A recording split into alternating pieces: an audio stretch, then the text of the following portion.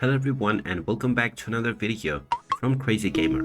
In this video, I'm going to show you how to open chests on the Squad Busters game.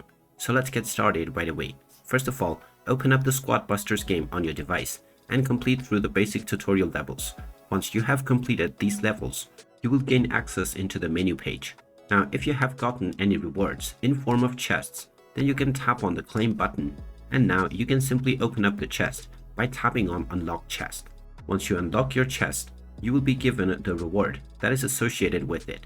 This might be new characters and power-ups or upgrades for old ones.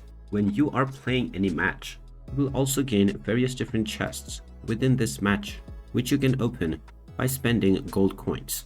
Just walk over to the match and you will be able to open these chests and add characters onto your team. And there you have it. That is how easy it is to unlock and open various different chests within the Squad Busters game.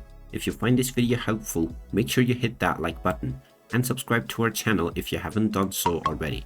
Also ring that notification bell to never miss another update from us. Thank you for watching and I will see you again in the next video.